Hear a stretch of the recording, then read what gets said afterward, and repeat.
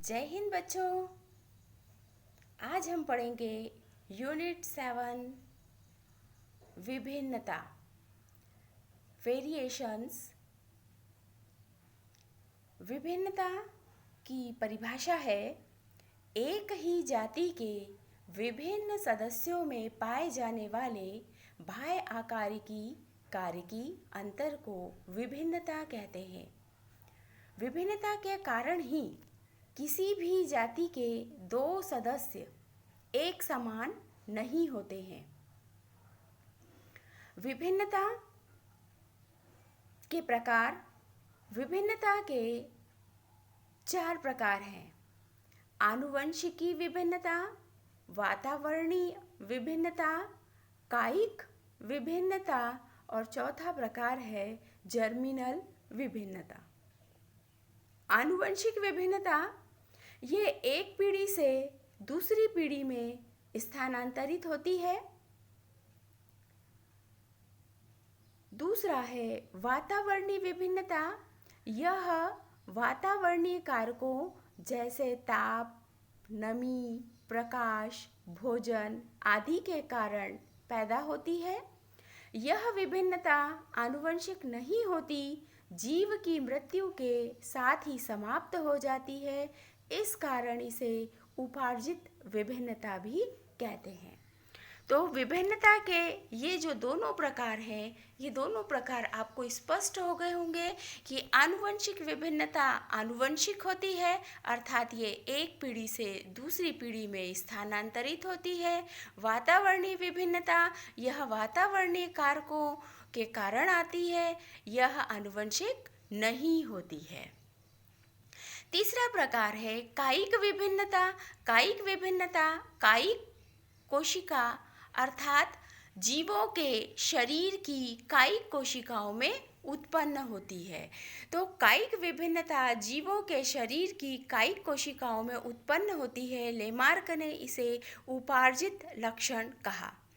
जैसा कि आप लेमार्कवाद में पढ़ चुके हैं कि उपार्जित लक्षणों की पुनरावृत्ति होती है, अर्थात जो जीव अपने जीवन काल में जिन लक्षणों को अर्जित कर लेता है वही लक्षण एक पीढ़ी से दूसरी पीढ़ी में जाते हैं, ऐसा लेमार्क ने कहा था। जैसे जिराफ की गर्दन का लंबा होना, यह कायिक विभिन्नता के अंतर्गत आता है, क्योंकि कायिक विभिन्नता जीवों के शरीर की कायिक कोशिकाओं में उत्पन्न होती है। अगला है जर्मिनल विभिन्नता। जर्मिनल विभिन्नता जीवों के शरीर की जर्मिनल कोशिकाओं में उत्पन्न होती है। चूँकि यह जनन कोशिकाओं में उत्पन्न होती है, इसलिए यह एक पीढ़ी से दूसरी पीढ़ी में जाती है। जीव में यह अचानक भी उत्पन्न हो जाती है।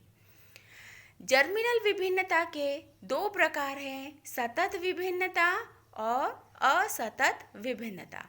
सतत विभिन्नता को पुनः 2 भागों में बांटा गया है, मात्रात्मक और संख्यात्मक। सतत विभिन्नता यह विभिन्नता जनन कोशिकाओं में सतत होती है। इसे पुनः 2 भागों में बांटा गया है, मात्रात्मक और संख्यात्मक। मात्रात्मक इस विभिन्नता से जीवों के भार, रंग, आकार, प्रकार प्रभावित होते हैं। संख्यात्मक इस विभिन्नता से जीवों के अंग अथवा भागों की संख्या में परिवर्तन होता है, जैसे गेहूं की बाली में दानों की संख्या। असतत विभिन्नता यह विभिन्नता जनन कोशिकाओं में अचानक उत्पन्न होती है। वह विभिन्नता जो अचानक उत्पन्न होती है उसे उत्परिवर्तन भी कहते हैं। अब हम पढ़ेंगे विभिन्नताओं के कारण। क्या कारण है जिसके कारण यह विभिन्नता उत्पन्न होती है? विभिन्नता का पहला कारण है गुणसूत्रों की संख्या में परिवर्तन होना। गुणसूत्र केंद्रक के अंदर पाया जाने वाला ये आनुवंशिक पदार्थ है। प्रत्येक जीव में गुणसूत्रों की संख्या निश्चित होती है, पर जब कभी गुणसूत्रों की संख्या में परिवर्तन हो जाता है तो विभिन्नता उत्पन्न हो जाती है। जीन की संख्या में परिवर्तन होना। जीन, डीएनए के एक खंड को जीन कहते हैं। जब जीन की संख्या में परिवर्तन हो जाता है तो विभिन्नता उत्पन्न होती है। और अगला है जीन के विन्यास में परिवर्तन होना।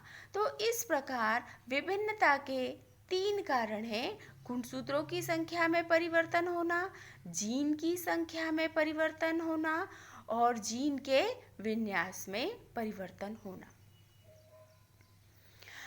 विभिन्नता का महत्व, यहाँ हम जानेंगे कि ये जो वेरिएशंस है इसका हमारे लिए क्या महत्व है।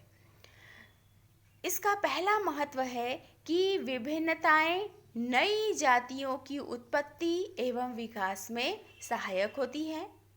विभिन्नता के कारण ही नई जाति की उत्पत्ति और विकास होता है। विभिन्नताएं जीवों में अनुकूलन उत्पन्न करती हैं।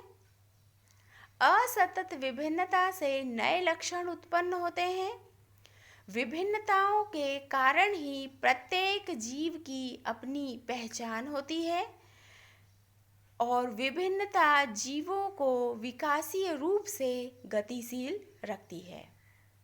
बच्चों, यहाँ पर हमने विभिन्नता वाला टॉपिक पूरी तरह विस्तृत अध्ययन किया। आप विभिन्नता के नोट्स भी तैयार करें और इस एक टॉपिक को एक प्रश्न के रूप में तैयार करें। विभिन्नता किसे कहते हैं, इसके कितने प्रकार होते हैं, विभिन्नता के कारण एवं महत्व को लिखो।